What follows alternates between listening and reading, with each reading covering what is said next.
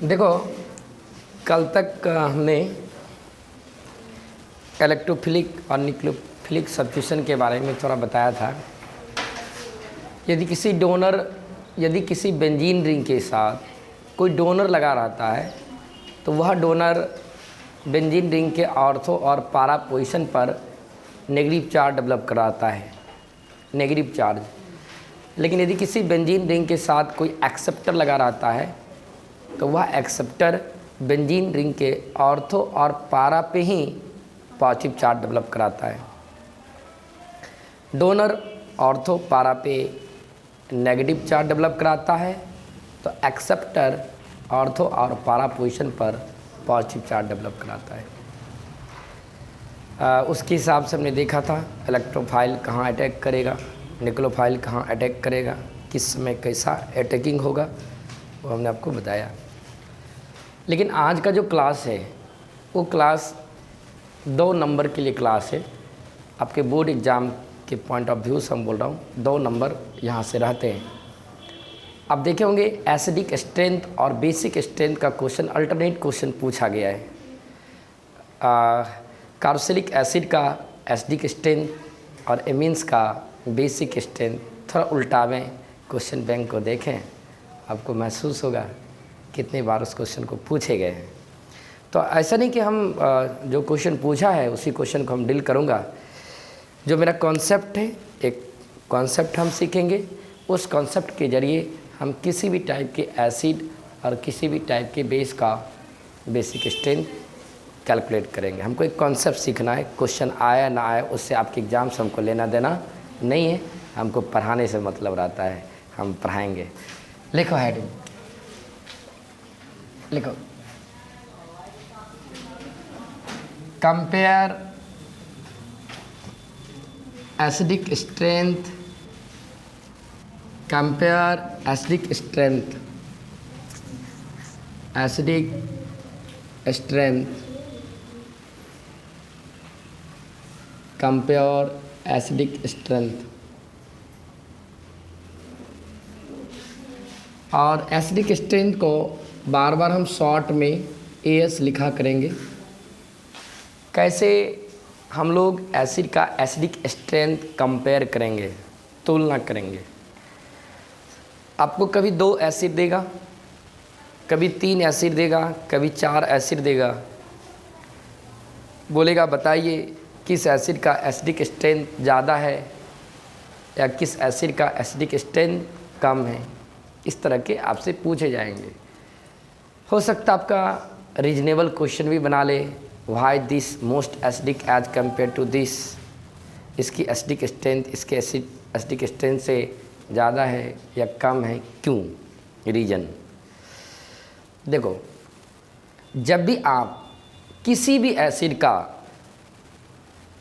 Acidic strength calculate करेंगे, acidic strength decide करेंगे, सबसे पहला काम क्या करना है आपको, उस एसिड का कंजुगेट बेस बनाना है। कंजुगेट बेस का मतलब होता है उस एसिड का एनायन बनाना है।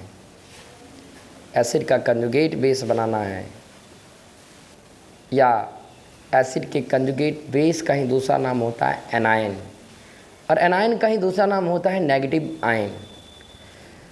जो क्वेश्चन में एसिड देगा उस एसिड का सबसे पहले हम लोग कंजुगेट बेस बनाएंगे, मीन्स एनायन बनाएंगे, मीन्स नेगेटिव आयन बनाएंगे। कैसे? तो किसी भी एसिड का कंजुगेट बेस या एनायन, जो कहें आप, कंजुगेट बेस कहें, एनायन कहें या नेगेटिव आयन कहें, जो कहें, बनाने के लिए आप क्या करेंगे, एसिड से एक हाइड्रोजन को रिमूव करा देंगे। हालांकि एसिड से हाइड्रोजन रिमूव नहीं होते हैं, एसिड आपको H+ आयन प्रोवाइड करता है। जो एसिड जितनी आसानी से H+ प्रोवाइड कर देता है, हम उस एसिड का एसिडिक स्ट्रेंथ ज़्यादा मानते हैं। हम बोलते हैं एसिड अच्छा एसिड है, गुड एसिड है, अर्थात इस एसिड की एसिडिक स्ट्रेंथ ज़्यादा है। वो तो कॉन्सेप्ट है, जो acid easily H+ ion provide कर देगा उस एसिड का एसिडिक स्ट्रेंथ ज़्यादा होगा।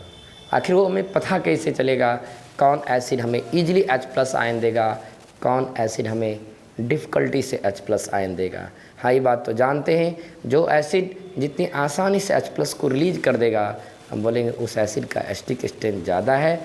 जो acid easily H+ ion provide नहीं करेंगे, डिफ़िकल्टी से H+ आयन प्रोवाइड करेगा, हम बोलेंगे ये एसिड का एसिडिक स्ट्रेंथ कम है, अर्थात यह बैड एसिड है। ओके, तो एसिड का एसिडिक स्ट्रेंथ जब भी डिसाइड करना है, एसिड का एसिडिक स्ट्रेंथ डिसाइड करने के लिए सबसे पहले क्या करना आपको, पहला स्टेप जो बता रहा हूँ, एसिड से एक हाइड्रोजन हटा देना है, एक हाइड्रोजन हटा करके कंजुगेट बेस बनाना है। जैसे एसिड से एक हाइड्रोजन हटाओगे, जहाँ से आप एक हाइड्रोजन हटाओगे, जिस एटम से एसिड के जिस एटम से आप एक हाइड्रोजन हटाओगे उस एटम पर उसके बदले नेगेटिव चार्ज पुट करना है आपको। एसिड के किसी एक एटम से जहाँ से हटने वाला होगा वहाँ से हम हटाएंगे। एसिड के जिस एटम से आप हाइड्रोजन को हटाएंगे उसी एटम पर उसके बदले में एक नेगेटिव चार्ज पुट कर देना है। वही एसिड बदल जाएगा आयन में, मीन्स एनायन में, उसी को बोलेंगे कंजुगेट बेस। तो सबसे पहले क्या करना है, एसिड से एक हाइड्रोजन हटाना है, और यहो याद रखिए जहाँ से हाइड्रोजन हटाएंगे उसके बदले में उस एटम पे नेगेटिव चार्ज पुट कर देंगे। नेगेटिव चार्ज यदि पुट कर दिए तो वही एसिड कन्वर्ट कर गया कंजुगेट बेस में। एसिड अब कन्वर्ट कर गया एनायन में कन्वर्ट कर गया, या कंजुगेट बेस में बदल गया, या नेगेटिव आयन में बदल गया। तो एसिड से सबसे पहले क्या करना है, नेगेटिव आयन बनाना है, मीन्स कंजुगेट बेस बनाना है, मीन्स एनायन बनाना है। जब एसिड का एनायन बना लीजिएगा, एसिड का एनायन बनाने के बाद उस एनायन का हम स्टेबिलिटी चेक करेंगे। जब एसिड से एनायन बन जाएगा तो एनायन का स्टेबिलिटी चेक करेंगे। किस एनायन की स्टेबिलिटी, या यूँ कहो किस एसिड के एनायन की स्टेबिलिटी ज़्यादा है या किस एसिड के एनायन की स्टेबिलिटी कम है। क्योंकि सारे एसिड का आपको एनायन बनाना है, सारे एसिड से एक एक हाइड्रोजन हटा करके नेगेटिव चार्ज पुट करके सारे एसिड का आप एनायन बना लेंगे। जब एसिड का एनायन बन जाएगा तो एसिड के सारे एनायन का हम लोग स्टेबिलिटी चेक करेंगे। क्यों? इसलिए कि एसिड का एसिडिक स्ट्रेंथ डायरेक्टली प्रोपोर्शनल होता है स्टेबिलिटी ऑफ एनायन। जिस एसिड के एनायन की स्टेबिलिटी ज़्यादा होगा हम कहेंगे उस एसिड का एसिडिक स्ट्रेंथ भी ज़्यादा होगा। इसलिए हमने बताया एसिड का सबसे पहले हम लोग एनायन बनाएंगे। एसिड का एनायन बनाने के बाद उस एनायन का स्टेबिलिटी चेक करेंगे। जिस एसिड के एनायन का स्टेबिलिटी हमें ज़्यादा दिखेगा हम कहेंगे इस एनायन के एसिड का स्टेबिलिटी भी, इस एनायन के एसिड का एसिडिक स्ट्रेंथ भी ज़्यादा होगा। मीन्स एसिड का एसिडिक स्ट्रेंथ डायरेक्टली प्रोपोर्शनल होता है एसिड के एनायन के स्टेबिलिटी का। जिस एसिड के एनायन की स्टेबिलिटी ज़्यादा होगी उस एसिड का एसिडिक स्ट्रेंथ ज़्यादा होगा। अब बात रही हम एसिड के एनायन का हम स्टेबिलिटी कैसे चेक करेंगे, किसकी स्टेबिलिटी ज़्यादा है या किसकी स्टेबिलिटी कम है। पक्का एसिड के एनायन का स्टेबिलिटी डिसाइड करने के लिए सबसे पहले हम ईएन फंडा लगाएंगे, उसके बाद साइज फंडा लगाएंगे। वो काम नहीं करेगा, इक्वली कंट्रीब्यूटेड देखेंगे कौन इक्वली कंट्रीब्यूटेड है, वो भी फेल करेगा। रेजोनेंस देखेंगे, वो भी फेल करेगा। एम इफेक्ट देखेंगे, वो भी फेल कर जाएगा। आई इफेक्ट लगाएंगे, आई इफेक्ट फेल कर जाएगा। हाथ जोड़ लेंगे, हाथ जोड़ने का मतलब हाथ नहीं जोड़ेंगे, वहाँ तक जाते जाते एसिड का एसिडिक स्ट्रेंथ निकल ही जाता है। ओके, तो एनायन का स्टेबिलिटी डिसाइड करने के लिए कौन कौन से फंडे लगाओगे पहले हमको बताओ। ईएन लगाएंगे, साइज लगाएंगे, तब देखेंगे इक्वली कंट्रीब्यूटेड तो नहीं है। हालांकि ज़्यादा इक्वली कंट्रीब्यूटेड मॉलिक्यूल आपको दिया नहीं, दो ही दिया, दोनों नज़र पे है ना। तब देखेंगे रेजोनेंस तो नहीं है, हाँ रेजोनेंस स्टेबलाइज तो नहीं है ये। तब देखेंगे है एम इफेक्ट तो नहीं है। रेजोनेंस की बात आ गया तो एम इफेक्ट हो भी करेगा, वो भी फेल कर जाएगा तो आई इफेक्ट देखें हो जाएगा। तो लिखो पहले भाषा कुछ, पता नहीं आपको याद हुआ कि नहीं हुआ, कैसे कैसे काम करोगे, याद हुआ? कैसे कैसे काम करोगे? फटाफट सटासट बोलो जल्दी। अब बोलवे नहीं करेगी। नहीं नहीं नहीं ना, आपने आपने आपने आपने आकाश में उड़ने लगा। आप पहले पहला स्टेप बताओ क्या करोगे, बताओ पहला स्टेप क्या करोगे? एसिड के एक ऐसे लगता, ऐसे बोलता है, लगता है क्या कि कभी 10 महीना पहले सुना था। हाँ बोला ना, एसिड का हाइड्रोजन हटा करके नेगेटिव चार्ज रख करके उस एसिड का एनायन बना लेंगे। जब एनायन बन जाएगा तो एनायन का स्टेबिलिटी डिसाइड करेंगे। एनायन का स्टेबिलिटी डिसाइड करने के लिए ईएन फंडा, साइज फंडा, इक्वली कंट्रीब्यूटेड फंडा, एम रेजोनेंस, एम इफेक्ट। और उल्टा पुल्टा नहीं करना है, जैसे जैसे बोला वैसे वैसे काम करना है। पहले ईएन देखेंगे, वो फेल करेगा तब साइज देखेंगे, जहाँ पे डिसाइड हो जाएगा वहीं पे रुक जाएंगे। चलो को नीचे लिखिएगा इस हेडिंग के नीचे, फॉर कंपेरिजन ऑफ रूल 1 कर लो आप। रूल 1 इसको जो लिख रहे हो ना अभी आप, इसको रूल 1 कर लो। Rule 1 for comparison of acidic strength, थोड़ा फास्ट करके लिखना। For comparison of acidic strength of given acid,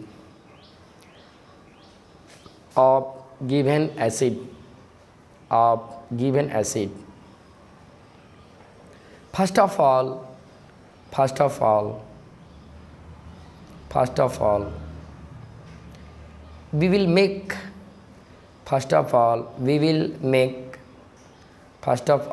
we will make anion or conjugate base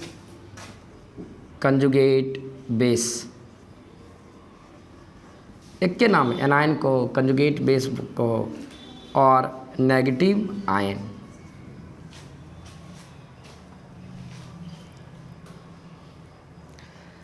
bye removal of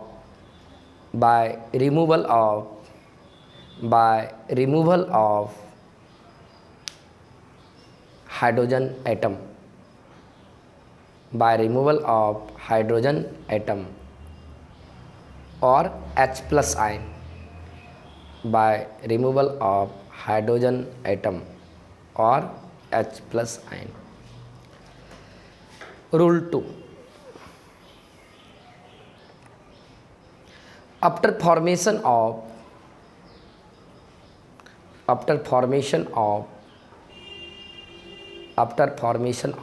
anion,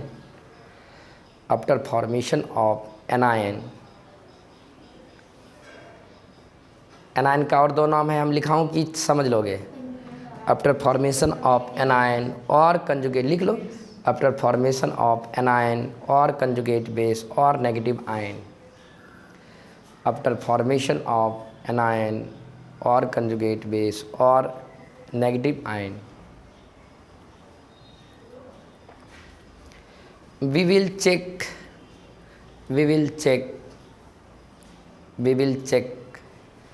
stability of anion,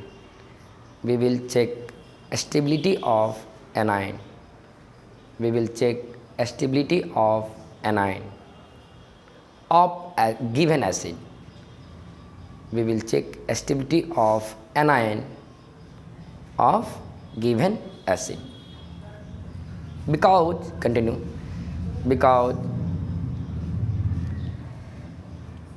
strength of acid directly proportional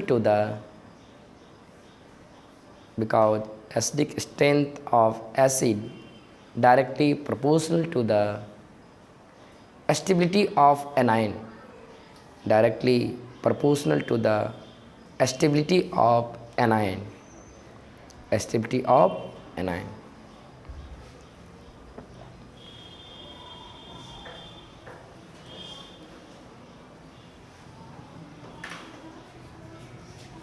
नीचे arrow mark बना के लिखिए। How to, arrow mark छोटा सा arrow mark देना है। How to determine the stability of anion. How to determine the how to determine the or check how to determine the or check stability of anion. Determine करिए या check करिए, जो करना है करिए. हाउ टू डिटरमाइन द और check the stability of anion. Stability of anion. Stability of anion. नीचे paragraph change करके लिखिएगा. For determination of stability of anion. For determination of stability of anion. For determination of stability of anion. For determination of stability of anion, we will use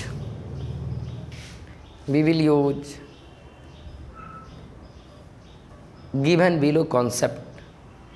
We will use given below concept.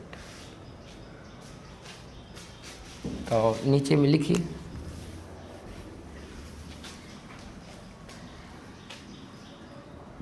Stability of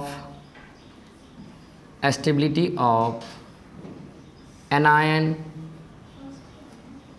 Stability of anion directly proportional to En.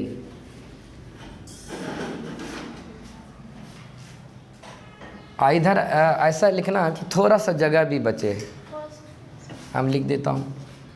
If, हाँ, पहला anion की stability कैसे decide करोगे? तो पहले क्या देखोगे? En. En किसका देखोगे? ना, नेगेटिव चार्ज कंटेनिंग एटम का. उस एनायन के नेगेटिव चार्ज एटम का En देखना है. एसिड में एसिड के एनायन में बहुत सारे एटम रहेंगे. एसिड के एनायन के पास बहुत सारे एटम रहेंगे. सारे एटम का En नहीं देखना है. किसका देखना है? नेगेटिव चार्ज कंटेनिंग एटम का En देखना है. तो इफ लिख लो. If negative charge containing atom, यहाँ फर्स्ट एटम नहीं बोलना है, नेगेटिव चार्ज कंटेनिंग एटम बोलना है.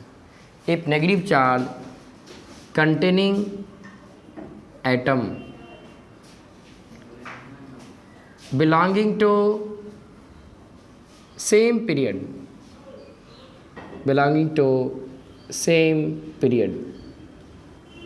ध्यान रखना है. En कब लगाओगे? If negative charge containing atom same period से बिलोंग करेगा तो En लगाना है. दूसरा, stability of anion directly proportional to size कब लगाओगे? If negative charge containing atom belonging to different period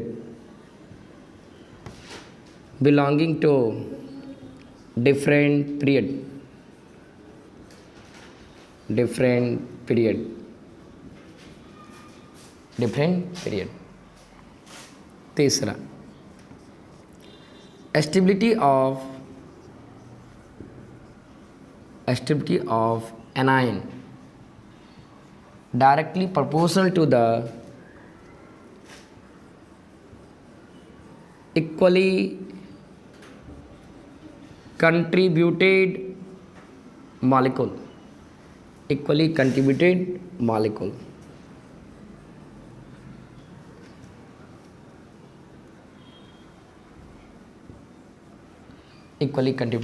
molecule.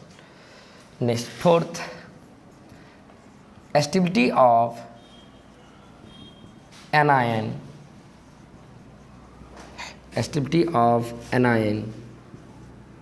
directly proportional to the number of resonance. Resonance तो देखना ही है. रेजोनेंस तो देखना है किसके पास नंबर ऑफ रेजोनेंस ज़्यादा है. Number of resonance.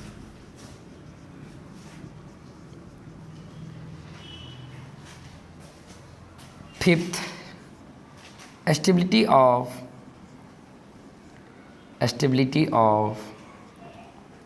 anion directly proportional to the minus m effect, minus m power कर लो, minus m power of minus m group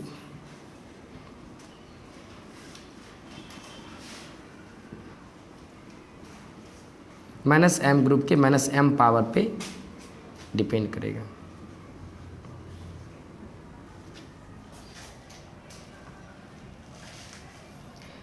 छठा, stability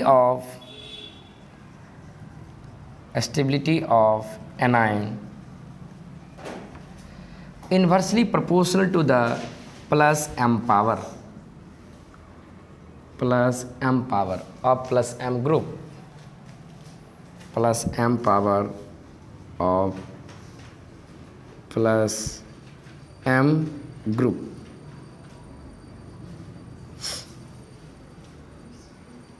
plus m power of plus. छठा सातवां, स्टेबिलिटी ऑफ anion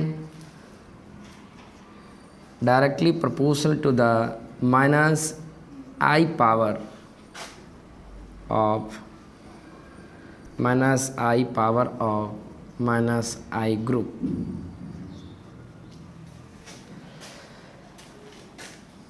आठवां, stability of anion inversely proportional to the plus I power of plus I group।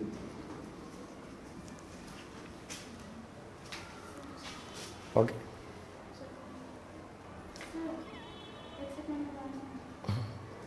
जब भी आप anion की stability decide करोगे तो यही सब फंडे आपको यूज करना है। ओके, इसी फंडे को यूज करके एनायन का हम स्टेबिलिटी पता करेंगे। हाँ बढ़िया। तो अब क्या कर रहे हैं, हम इसको यूज कर रहे हैं। तो क्वेश्चन ले रहा हूँ, क्वेश्चन में ही पता चलेगा कैसे एनायन की स्टेबिलिटी En पे डिपेंड करेगा, साइज पे डिपेंड करेगा। ओके, लिख लेना आप लोग। एक चीज़ और याद रखना,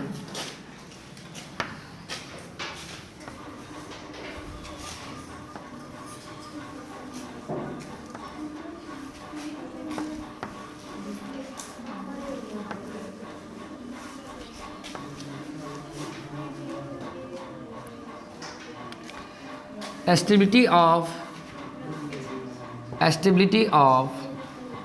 anion inversely proportional to the resulting charge।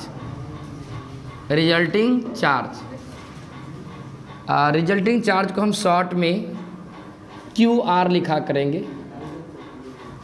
यदि रिजल्टिंग चार्ज घटेगा तो एनायन की स्टेबिलिटी बढ़ जाएगा, यदि रिजल्टिंग चार्ज बढ़ेगा तो एनायन की स्टेबिलिटी घटेगी।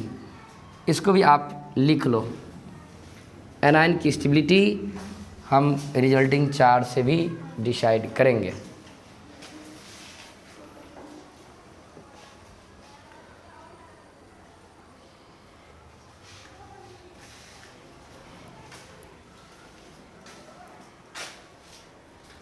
तो फास्ट लिखो। अब लिखो पहला question, compare the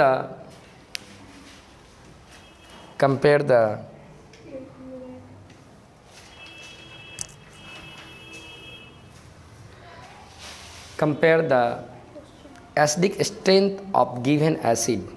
Question 1, compare the acidic strength of given acid। Compare the acidic strength of given acid।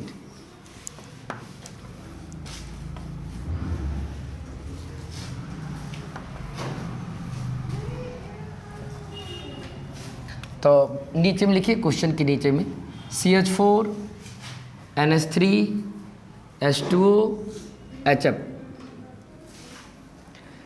लिखो। यही 4 एसिड दिए गए, इन चारों एसिड का एसिडिक स्ट्रेंथ निकालना है। ओके, तो जैसे जैसे कहे वैसे वैसे करना है, कूल दिमाग से करना है, स्टेप टू स्टेप। ANS आप क्या करोगे, कॉपी में फिर से रिपीट करके इसको लिखो, लिखो दोबारा ANS करके। तुम क्वेश्चन में गोज गोजा नहीं करने लगो, पहले लिखो।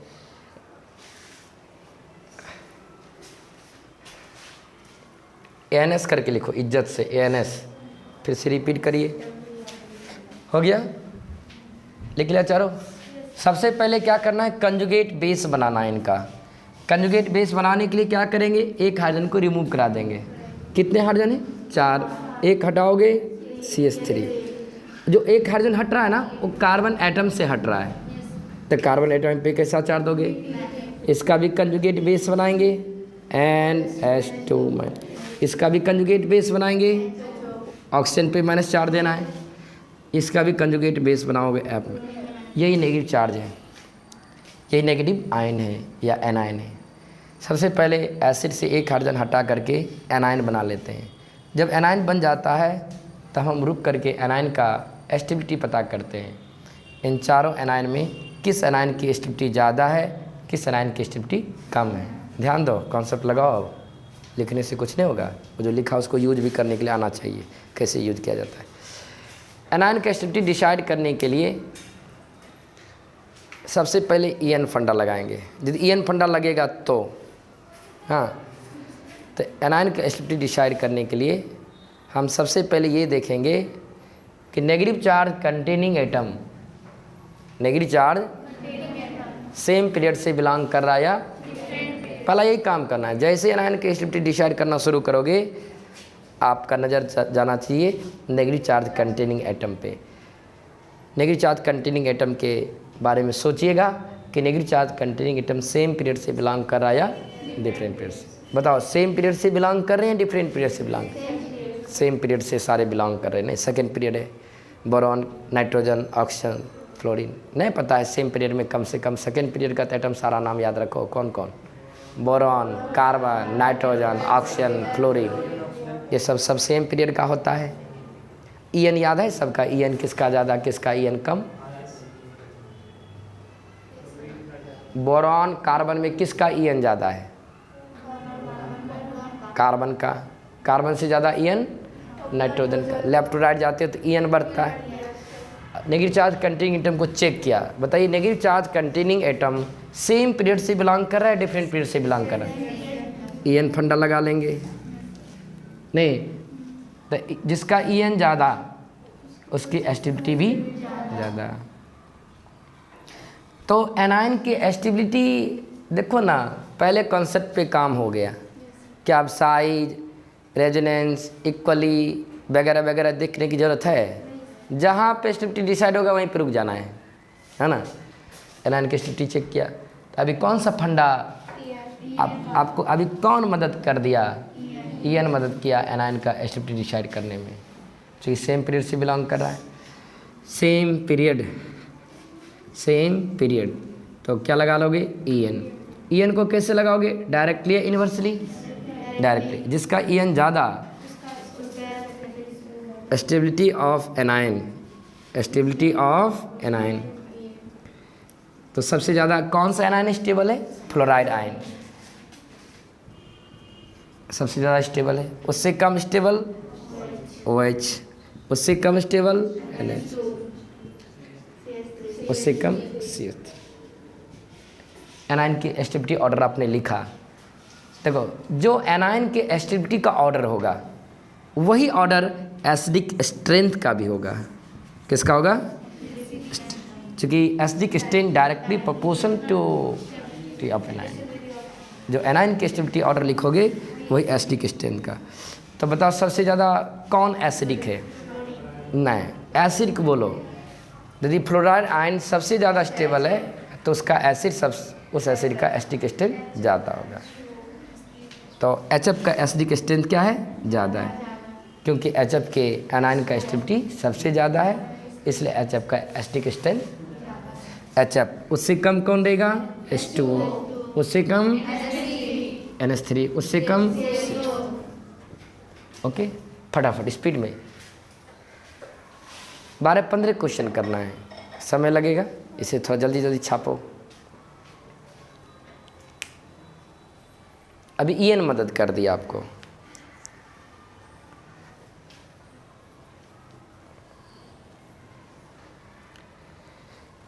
इनऑर्गेनिक में भी सीखा था, ऐसा नहीं कि आज ही हम सीख रहे हैं।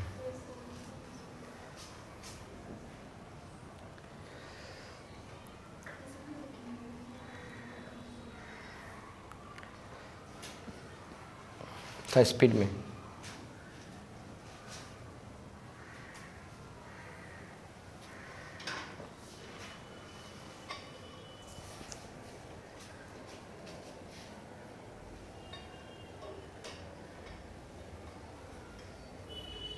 सत्तू खा के आए हो क्या?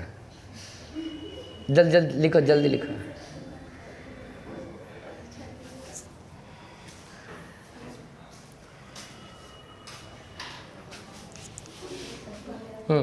लिखो कंपेयर द, लिखो question 2, compare the acidic strength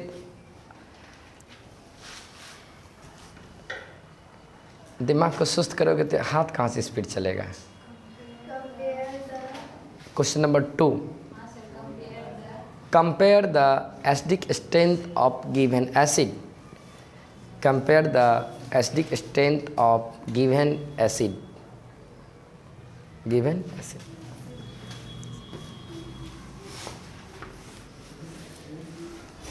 लिखो एसिड का नाम नीचे में, लैंग्वेज के नीचे लिखे HF, HCl, HBr, HI। हालांकि ये काम आपने हैलोजन फैमिली में एसिडिक स्ट्रेंथ निकाला है, हैलोजन के हाइड्राइड का, तो यही 4 एसिड दिया है। अब फिर से क्वेश्चन में लिखो रिपीट करके कॉपी में, तब तो कंजुगेट बेस बनाओगे। ये तो क्वेश्चन में दिया गया है। इन्हीं चारों एसिड का एसिडिक स्ट्रेंथ निकालना है। तो इन चारों एसिड का एसिडिक स्ट्रेंथ निकालने के लिए सबसे पहले कंजुगेट बेस बनाना है। कंजुगेट बेस कैसे बनाते हैं? केवल एक हाइड्रोजन हटा करके। कितनों हाइड्रोजन रहेगा? सिर्फ एक हाइड्रोजन हटाना है। हटाओगे तो F- Cl- Br-। जब कंजुगेट बेस बन जाएगा तो हम कंजुगेट बेस बनाने के बाद नेगेटिव चार्ज कंटेनिंग एटम को जरूर चेक करेंगे, सेम पीरियड से बिलोंग कर रहा है डिफरेंट पीरियड से। ये सारे डिफरेंट पीरियड से बिलोंग कर रहा है, तो डिफरेंट पीरियड से बिलोंग कर रहा है तो हम यहाँ साइज फंडा को यूज करके एनायन का एसिडिटी डिसाइड करेंगे। साइज को कैसे लगाते हो? डायरेक्टली लगाते हो। जिस तरह से EN को डायरेक्टली प्रोपोर्शनल रखते हो, साइज को भी डायरेक्टली। जिसका साइज ज़्यादा उस एनायन की एसिडिटी भी ज़्यादा होगा। तो बताओ फ्लोरीन, क्लोरीन, ब्रोमीन, आयोडीन में साइज सबसे ग्रेटर साइज किसका है? आयोडीन का। सबसे ग्रेटर साइज किसका है? तो हैलोजन फैमिली मत पढ़ो, है ना। टॉप टू बॉटम जाते हो तो एटम का साइज क्या होता है? बढ़ता है। तो सबसे बड़ा साइज किसका है? आयोडीन का। जब साइज बढ़ेगा तो एनायन की एसिडिटी भी बढ़ेगा। तो stability of anion, stability of anion, सबसे ज़्यादा मोर स्टेबल एनायन कौन होगा? जिस एनायन का साइज ज़्यादा होगा उसकी स्टेबिलिटी भी ज़्यादा होगा। तो आयोडीन की साइज सबसे ज़्यादा है तो आयोडाइड आयन का स्टेबिलिटी ज़्यादा होगा। उससे कम किसका? Br-। उससे कम Cl-। उससे कम।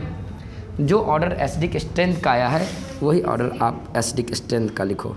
एसिडिक स्ट्रेंथ का ऑर्डर क्या हो जाएगा? HI का एसिडिक स्ट्रेंथ सबसे ज़्यादा होगा, क्योंकि HI के एनायन का एसिडिटी ज़्यादा है, इसलिए HI का एसिडिक स्ट्रेंथ ज़्यादा होगा। HI उससे कम HBr, उससे कम HCl, सबसे कम।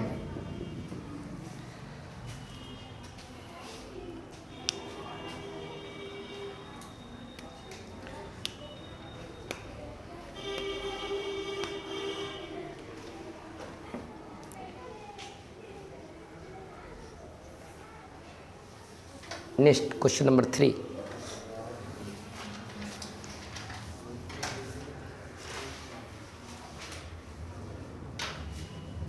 कंपेयर द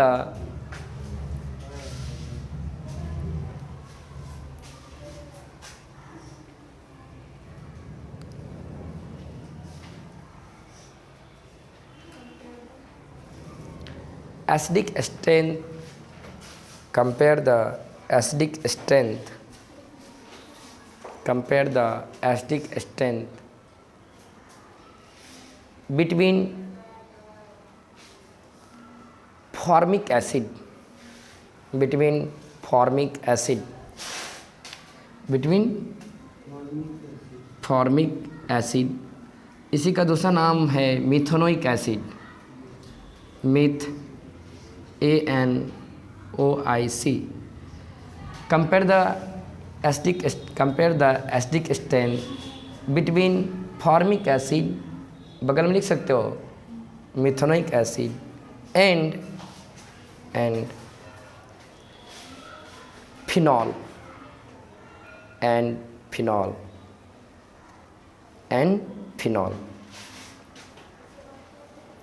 इसी में नीचे में लिखो और करके, वाई फॉर्मिक एसिड, इसी का दूसरा भाषा लिखा रहा हूँ.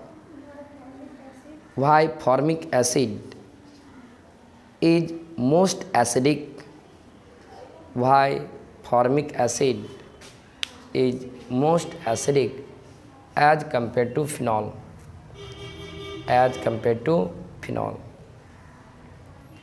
As compare to phenol. Why formic acid is most acidic as compared to phenol. तो धीरे धीरे इसी बहाने मॉलिक्यूल का फार्मूला भी याद करते चलो. छोटे छोटे मॉलिक्यूल का फार्मूले याद रखना चाहिए, फॉर्मिक एसिड का, फिनॉल का.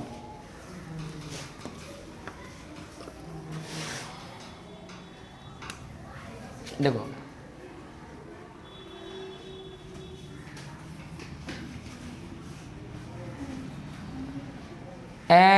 HCOOH को बोलते हैं formic acid, formic acid.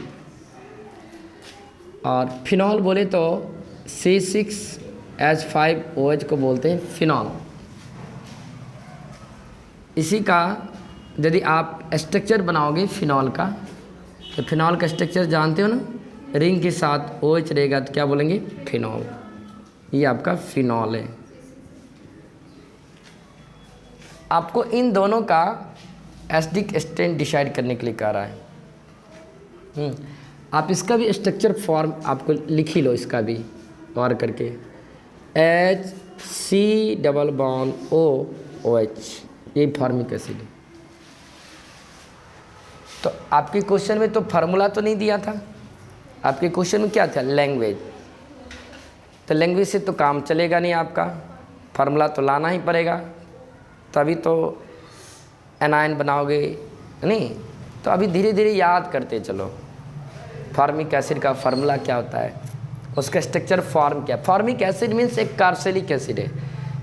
Carboxylic acid का सबसे छोटा एसिड फॉर्मिक एसिड ही होते हैं, एक कार्बन वाला ये एसिड है. देखो ये COH, इसी को देख के समझिए कार्बोक्सिलिक एसिड है. तो COOH का स्ट्रक्चर कैसा, C+O. ये सब याद रखना होगा. ऐसा हम बॉन्ड बनाएंगे तो बने हुए करेंगे, उतना समय कहाँ है दूंगा. ऑप्शन 6 दो बॉन्ड है. COOH को क्या बोलेंगे, COOH. एक हाइड्रोजन है तो free valency H, formic acid हो गया. बस COOH का स्ट्रक्चर तक याद रखो. COOH का स्ट्रक्चर यही होता है. ये फॉर्मिक एसिड है, ये फिनॉल है. इन दोनों एसिड का हमको एसिडिक स्ट्रेंथ निकालना है. तो सबसे पहले क्या करेंगे, हम लोग इन दोनों का कंजुगेट बेस बनाएंगे. इसका भी कंजुगेट बेस बनाएंगे. तो कंजुगेट बेस बनाने के लिए हाइड्रोजन को हटाना पड़ेगा. देखो हाइड्रोजन को कहाँ से हटाओगे, यहाँ भी हाइड्रोजन दिख रहा है, यहाँ से भी हटा सकते हो, यहाँ से भी हटा सकते हो. तो कहाँ से हटाओगे, है यहाँ से हटाएंगे हाइड्रोजन को, नहीं हटाएंगे. क्योंकि आप इसी पार्ट को देख करके आपने इसे एसिड कहा है. यही आपका एसिडिक पार्ट है। तो एसिडिक पार्ट से ही तो एसिड H+ प्रोवाइड करेगा, दे देगा, तो यहीं से हटाना। तो इसका कंजुगेट बेस बनाना, मीन्स कार्बोक्सिलिक एसिड के OH से हाइड्रोजन को हटाना है। H single bond C double bond O-, conjugate base बन गया। इसका भी कंजुगेट बेस बनाओगे, कहाँ से? ऑक्सीजन से। नहीं,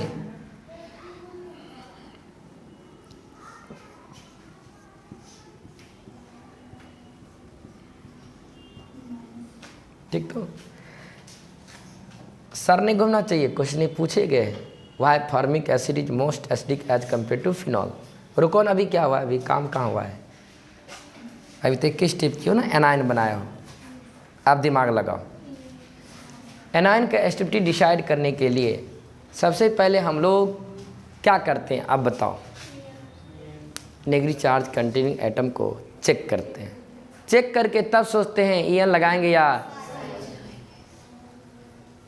एनायन बना लोगे। तो एनायन बनाने के बाद क्या करोगे, आप बताओ ना?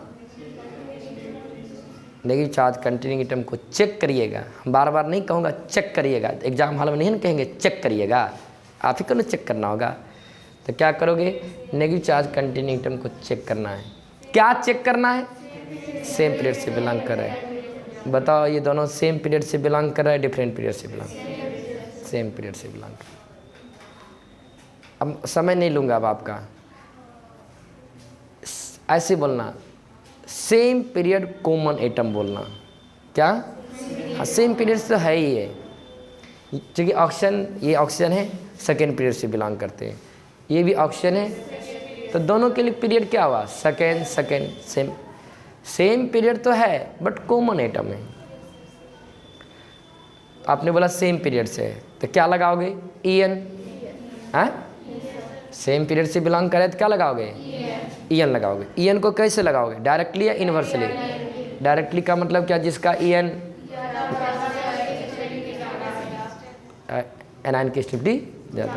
तो बताओ किसका ईएन ज़्यादा, किसका ईएन कम? नहीं हो गया अभी दिमाग खुला।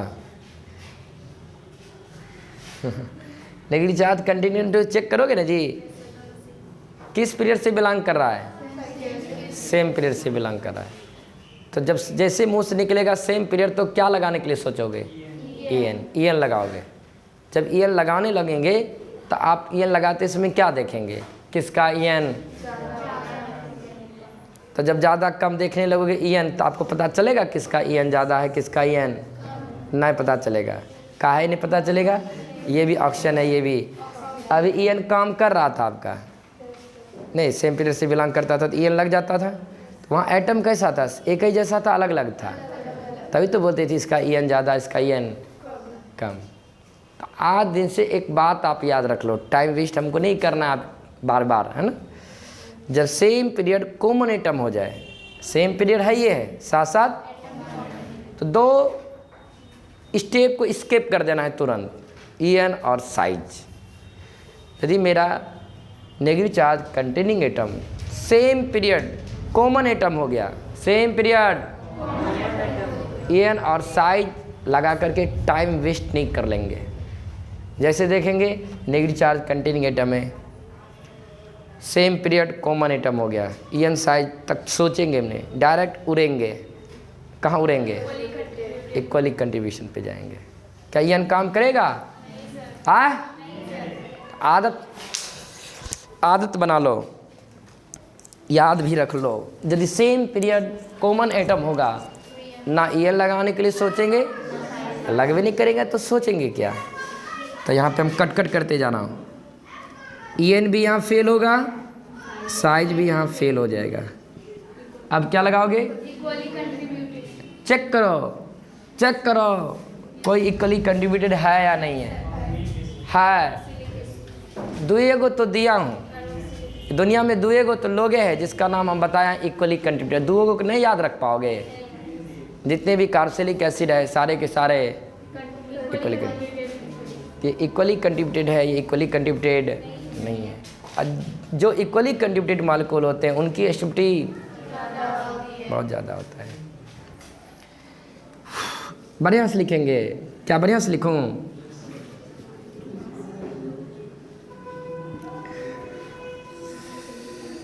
EN भी फेल, साइज भी फेल, लेकिन ये इक्वली कंट्रीब्यूटेड है, इक्वली, लेकिन ये इक्वली कंट्रीब्यूटेड नहीं है, नॉट इक्वली कंट्रीब्यूटेड।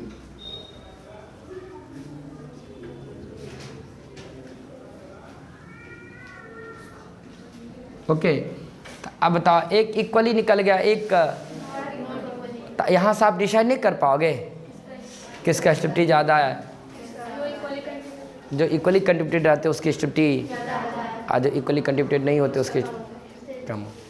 तो इसका स्टेबिलिटी ज़्यादा है और इसका स्टेबिलिटी कम है। तो stability of anion, stability of anion, stability of A9. देखो, हम एनाइन लिखने से बचना चाह रहा हूँ, इसलिए कि मार्कर भी बचाना चाह रहा हूँ, समय भी बचाना चाह रहा हूँ। इसका नाम दे रहा हूँ 1, क्या दे रहा हूँ? इसका नाम दे रहा हूँ 2। ओके, बस मेंशन कर दिया। इन दोनों एनाइन में सबसे ज़्यादा स्टेबल कौन? फर्स्ट वाला ज़्यादा है, उससे कम सेकेंड। जब इस एनाइन की स्टेबिलिटी ज़्यादा है तो इस एनाइन के एसिड का एसिडिक स्ट्रेंथ भी, इसलिए एसिडिक स्ट्रेंथ, यहाँ मॉलिक्यूल का नाम लिख देता हूँ, HCOH का ज़्यादा होगा एज कंपेयर टू फिनॉल।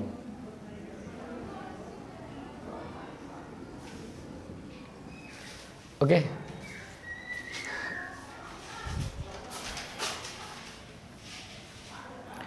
सुनिए, इस एनाइन का नाम भी याद रखिएगा। ये तो लिखवे किए होंगे आप, ये इक्वली नहीं है, वो इक्वली है, वो इक्वली नहीं है।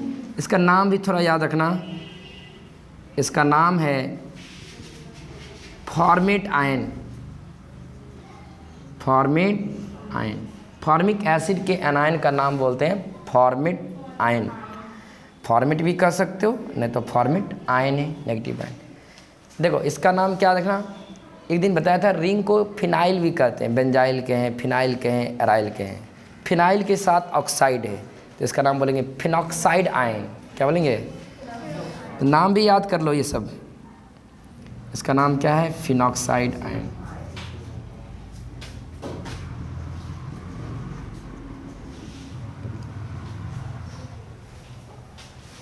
तो सबसे ज़्यादा मोस्ट एसिडिक कौन है? Formic acid. किसके तुलना में? क्यों? इक्वली। हाँ, तो ऐसे थोड़ा सा तो बढ़िया से लिखा देता हूँ ताकि एग्ज़ाम में आपको नंबर दे दे। लैंग्वेज नहीं भी लिखोगे ना, सुन लो मेरी बात, इस तरह से आप ड्रॉ कर लोगे ना, EN कट, साइज को कट करो, यहाँ लिख दोगे इक्वली कंट्रीब्यूटेड, ये इक्वली कंट्रीब्यूटेड नहीं है, आपको 100 में 100% नंबर दे देगा। नहीं हो लैंग्वेज लिखोगे तो ये सब लिख दोगे, ये सब तो ये भाषा लिखा देता हूँ। 100% बोला हूँ, 100 में 100 नहीं नंबर दे देगा तुमको। 100 नंबर खोजते हो, 100 नंबर लाने के लिए आँख फाड़ना पड़ेगा। चलो लिखो, ऐसे लिखना, ऐसे लिखो, formic acid is most acidic as compare to phenol. सुन लोगे तो अपने से भी लिख सकते हो। Formic acid is most acidic as compare to phenol because formate ion of formic acid is equally contributed molecule, however phenoxide ion of phenol is not equally contributed molecule. Since we know that equally contributed molecule is more stable than the not equally contributed molecule, so format ion is more stable than the phenoxide ion. So formic acid is more sticky as compared to phenol. लिखो इस बात को language में।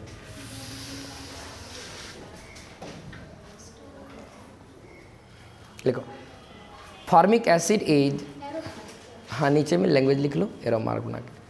formic acid is more acidic. Formic acid is more acidic as compared to phenol. Formic acid is more acidic as compared to phenol because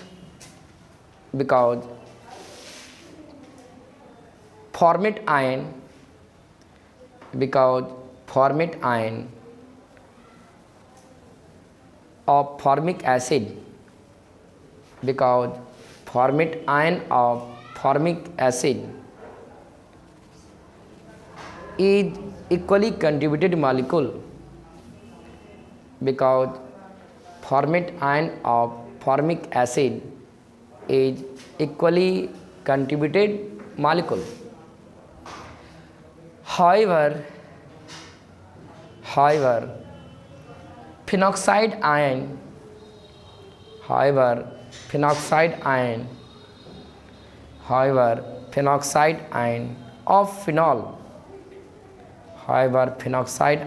of phenol is not equally contributed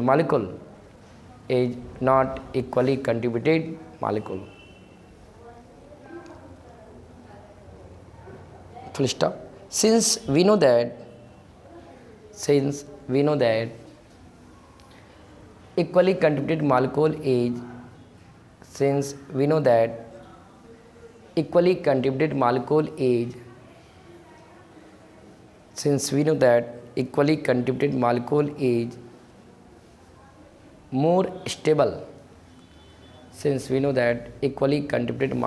is more stable. As compared to not equally contributed molecule.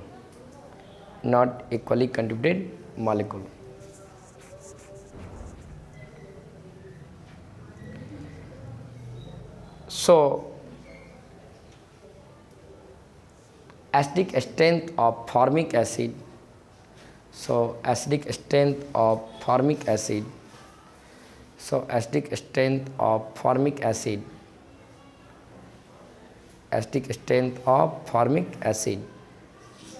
is more than the phenol.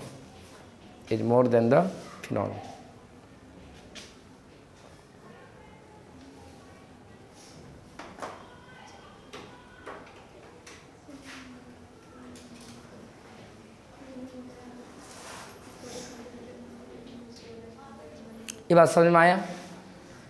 अब चलो देखो बाबू, ध्यान दो इधर, बाद में लिख लेना। आप समझ तो गए भी नहीं किए हो, उसी के लिखा है, बाद में लिख लेना, लेकिन बात समझो।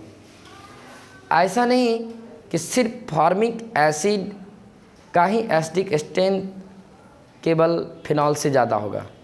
सिर्फ फॉर्मिक एसिड का ही एसिडिक स्ट्रेंथ फिनॉल से ज़्यादा नहीं होते हैं। ऐसा बोला करो, all carboxylic acid is more acidic than the phenol. All phenol। ये बात जनरल करके आपको ध्यान रखना पड़ेगा। यहीं पे एसिटिक एसिड आ जाता, कौन आ जाता? इसी को दूसरा क्वेश्चन मान लो एसिटिक एसिड हम आपको दे दूं तो हम बोलेंगे इसका एसिडिक स्ट्रेंथ इससे ज़्यादा होगा। तो ये जनरल करके आपको समझना चाहिए, all carboxylic acid is more acidic than the phenol because all carboxylic acid is equally contributed molecule। ऐसा नहीं कि केवल कार्बोक्सिलिक एसिड का फॉर्मिक एसिड ही इक्वली कंट्रीब्यूटेड मॉलिक्यूल है ना। कार्बोक्सिलिक एसिड के ऑल टाइप ऑफ एसिड क्या है? Equally contributed molecule. जब कार्बोक्सिलिक एसिड खुद इक्वली कंट्रीब्यूटेड मॉलिक्यूल है तब क्या उसका बाल बच्चा इक्वली कंट्रीब्यूटेड नहीं होगा?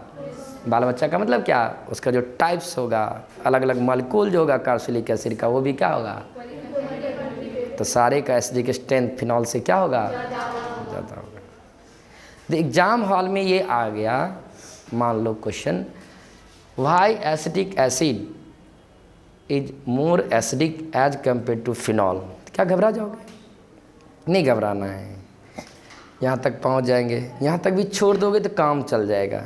नहीं तो लिख लो इस क्वेश्चन को भी, काहे छोड़ोगे, लिखो why acetic acid is, why acetic acid is, why, दूसरा question, why acetic acid, acetic acid ऐसे लिखना,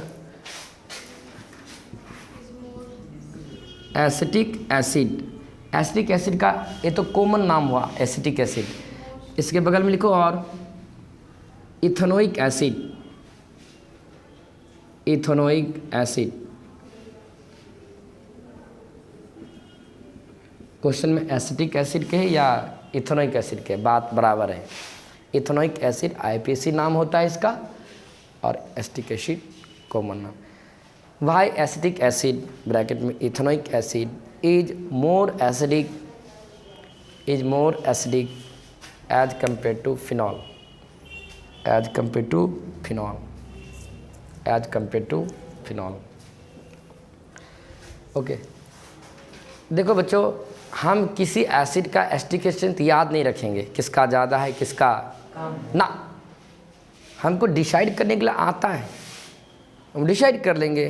चाहे फॉर्मिक एसिड दे, एसिटिक एसिड दे, प्रोपेनोइक एसिड दे, ब्यूटानिक, कोनो एसिड देगा, हम एसिड का एसिटिक स्ट्रेंथ डिसाइड करेंगे, आराम से करेंगे। जो रूल होता है, रेगुलेशन होता है, काहे हम 2 3 को पकड़ के रखेंगे। फॉर्मिक एसिड का एसिटिक स्ट्रेंथ फिनॉल से ज़्यादा होता है, एसिटिक एसिड का एसिटिक स्ट्रेंथ फिनॉल, भाई क्यों होता है वो दिखाना चाहिए आपको, नहीं। तो अब की बार बोला है इन दोनों में किस एसिड का एसिटिक स्ट्रेंथ ज़्यादा है, किसका कम है। क्वेश्चन में तो लैंग्वेज दिया है, लैंग्वेज से तो काम चलेगा नहीं, तो आधे से याद हुआ, 2 का हम फार्मूला याद करवाया। फॉर्मिक एसिड का फार्मूला क्या होता है, एसिटिक एसिड का फार्मूला क्या होता है, इथेनोइक एसिड, इथ मतलब होता है 2 कार्बन, ओइक एसिड, नहीं। तो इन्हीं दोनों का एसिडिक स्ट्रेंथ निकालना, इसका आप स्ट्रक्चर भी बना सकते हो, जरूर है स्ट्रक्चर बनानी ही चाहिए, तभी आपको इक्वली कंट्रीब्यूटेड दिखेगा।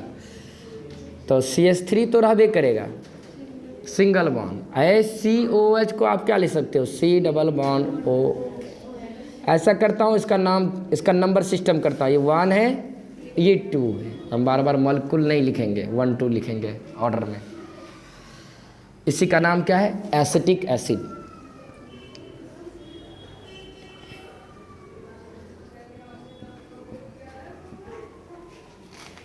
वन टू, सबसे पहले क्या करोगे आप, कंजुगेट बेस बनाओगे, यहीं से एक हाइड्रोजन हटा लो, तो CH3 C double bond O O minus, इसका भी कंजुगेट बेस बनाओगे। देखो ये दिमाग में रटा जाना चाहिए, फिनॉक्साइड आयन है, देखते देखते बोलेंगे कौन है, देखते देखते बोलेंगे कौन है। इसका नाम बोलेंगे एसीटेट आयन, एसिटिक एसिड के एनायन का नाम बोलेंगे, या इथेनोएट आयन बोलेंगे, जिसने फॉर्मेट बोलें जी, एट तो इसका नाम बोलेंगे इथेनोएट। कॉमन नाम में लिखोगे एसीटेट आयन, एसीटेट आयन, या और करके इसका नाम और लिख सकते हो, इथ। देख लो सुनो, कार्बोक्सिलिक एसिड कि किसी भी एनायन का नाम लिखोगे ना, कुछ नहीं करना, लास्ट में ATE लगा लेना, prop ANOATE, bute ANOATE, OATE।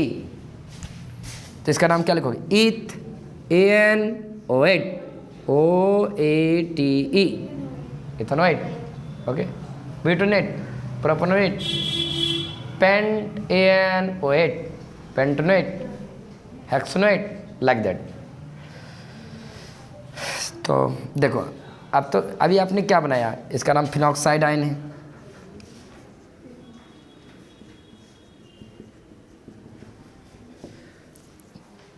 अब आपका काम है करना, पहला काम क्या करेंगे, एसिड का कंजुगेट बेस बनाएंगे। बेस बनाने के बाद क्या करोगे बताओ जल्दी, हाँ ये सब याद रखना पड़ेगा, जल्दी जल्दी बोला करो। हाँ, नेगेटिव चार्ज कंटेनिंग एटम को चेक करेंगे। क्या चेक करोगे बताओ, सेम पीरियड, डिफरेंट पीरियड, या same period common atom. N size fail, अब देखो क्या देखोगे, इक्वली है या नहीं है, इक्वली है, एक इक्वली एक इक्वली। यहाँ आपका ना साइज काम कर रहा है, EN काम कर रहा है, तो क्या equally contributed, this is equally contributed, ये आपका इक्वली कंट्रीब्यूटेड है, इक्वली कंट्रीब्यूटेड, ये आपका इक्वली कंट्रीब्यूटेड नहीं है।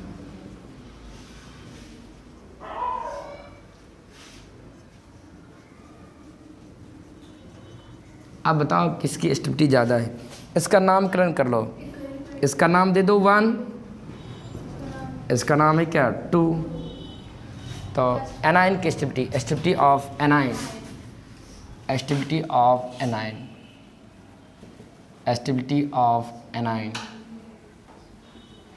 हम बार बार कह रहा हूँ, यदि नहीं भी लैंग्वेज लिख पाओगे ना, कम से कम इतना कर देना, एस्टिविटी और एनाइन के एस्टिविटी ऑर्डर लिख देना, एस्टिक स्ट्रेंथ, नंबर आपको फुल दे देगा। रीजनिंग टाइप का क्वेश्चन रहेगा, लैंग्वेज नहीं भी लिखोगे, इतना काम कर दोगे तो नंबर दे देंगे। एस्टिविटी ऑफ एनाइन सबसे ज़्यादा ये स्टेबल है, फर्स्ट एनाइन ज़्यादा स्टेबल है as compare to second. Acidic strength क्या बनेगा, तो 1 2 कर लो आप, इसका नाम दे ही दिए हो 1, नहीं इसका ज़्यादा होगा उसका कम होगा, एसिड 1 का एसिडिक स्ट्रेंथ ज़्यादा है, 2 का कम है।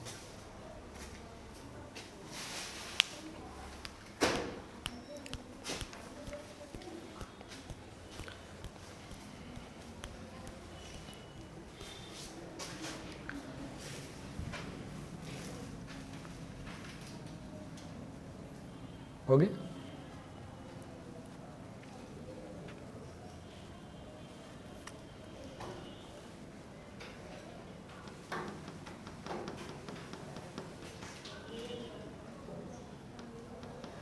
लिखो स्टार मार्क में लिखना,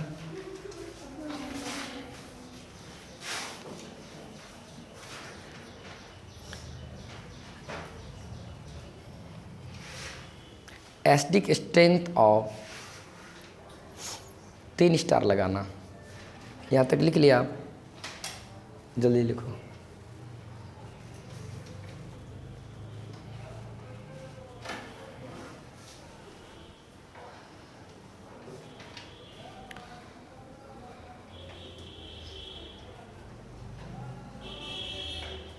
लिखो acidic strength of all carboxylic acid, acidic strength of all carboxylic acid,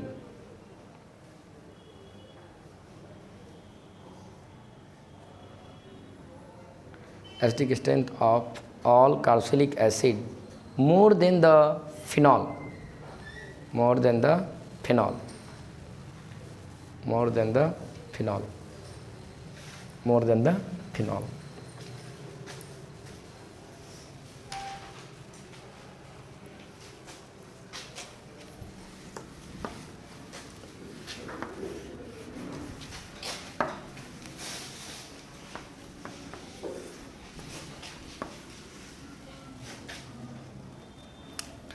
तो इसके नीचे में जनरल करके लिखेंगे RC डबल बॉन्ड OH, ये आपका क्या है, कार्बोक्सिलिक एसिड है।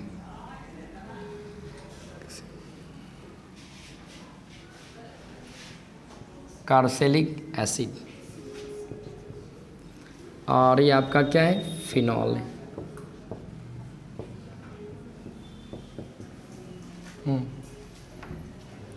एसिडिक स्ट्रेंथ का ऑर्डर यदि लिखोगे, इसका एसिडिक स्ट्रेंथ उससे क्या है, ज़्यादा है। चाहे कोई भी कार्बोक्सिलिक एसिड हो, जैसे एग्जांपल 1, फॉर्मिक एसिड का एसिडिक स्ट्रेंथ फिनॉल से ज़्यादा होगा। फिनॉल को हम लिख सकते हैं इस तरह से C6H5OH, C6H5OH। कोई भी उठाओ, ढेरी एग्जाम्पल लिख लो। CH3COH का भी एसिडिक स्ट्रेंथ फिनॉल से क्या होगा, ज़्यादा होगा। या प्रोपेनिक एसिड का भी एसिडिक स्ट्रेंथ फिनॉल से ज़्यादा होगा, ये सब फिनॉल। या बेंजोइक एसिड है, बेंजोइक एसिड का भी एसिडिक स्ट्रेंथ C6H5COH को क्या बोलोगे, बेंजोइक एसिड C6H5OH।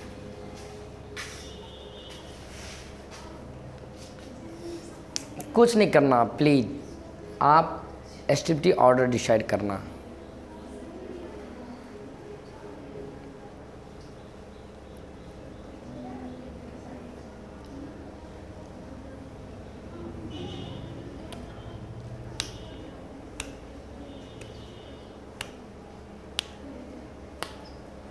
एक क्वेश्चन लिखिए तो, why carboxylic acid more acidic than the phenol, why carboxylic acid more acidic than the phenol. Same question है, why carboxylic acid more acidic than the phenol, why carboxylic acid is more acidic than the phenol. Question, why carboxylic acid is more acidic than the phenol। नहीं,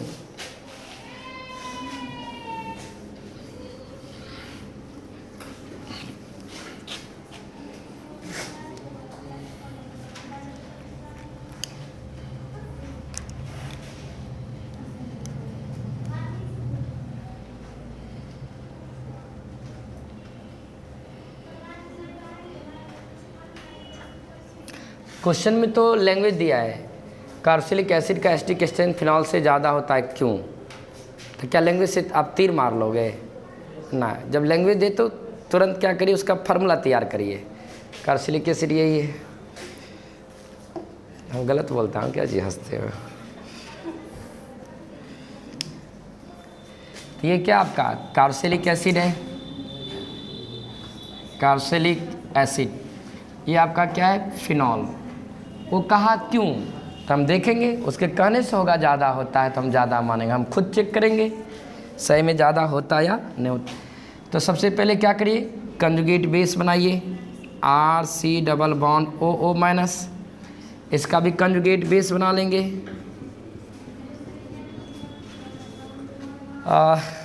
negative charge continuum को check करेंगे, same period common atom, EN भी यहाँ काम नहीं कर पाएगा, size भी काम नहीं करेगा।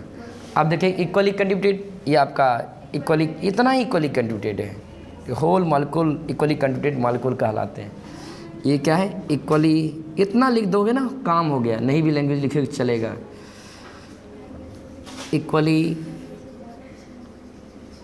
Equally contributed, not equally contributed.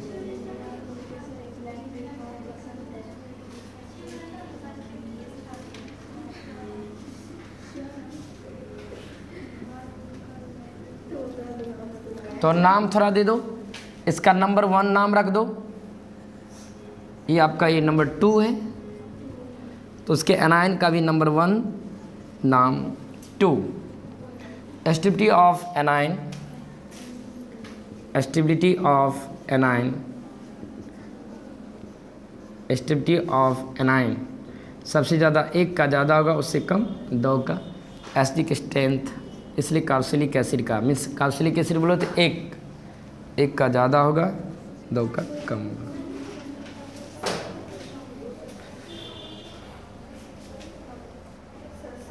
लिखो जल्दी, हाँ थोड़ा सा क्या बोले, लिखो तो एक और, अच्छा घर से कर कर।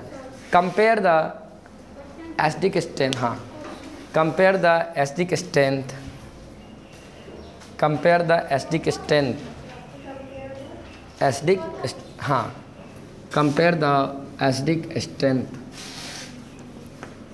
Compare the acidic strength.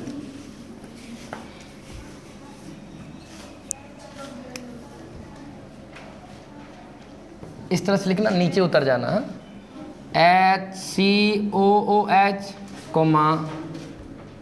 CH3COOH, comma C6H5COOH C6H5OH। इन चारों में एसिड का एस्टिक स्ट्रेंथ निकाल। कुछ नहीं करना, आप अपने तरीका से करना। एनायन बना करके स्टेबिलिटी डिसाइड करेंगे। करोगे ना? जरूर करना।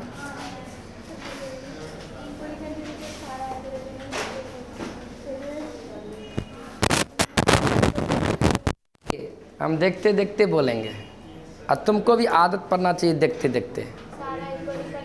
इतना तो क्लियर है कि ये फिनॉल है, ये इक्वली कंट्रीब्यूटेड नहीं है, ये तीनों इक्वली है। इतना तो क्लियर है इन तीनों का एस्टिबिलिटी ज़्यादा होगा, एस्टिक स्ट्रेंथ भी ज़्यादा होगा। इन तीनों में सबसे ज़्यादा स्टेबल ये होगा, क्योंकि इन सब में रेजोनेंस एक एक बार रहेगा, इसमें रेजोनेंस 4 बार रहेगा। तो क्लियर है? इस टाइप के क्वेश्चन देख ही के ही बनाया जाता है, लेकिन तब पर भी आप बढ़िया से करना, लिख करके। EN fail, size fail, equally कौन कौन है, कहाँ नंबर ऑफ रेजोनेंस ज़्यादा है, कहाँ नंबर ऑफ रेजोनेंस कम है।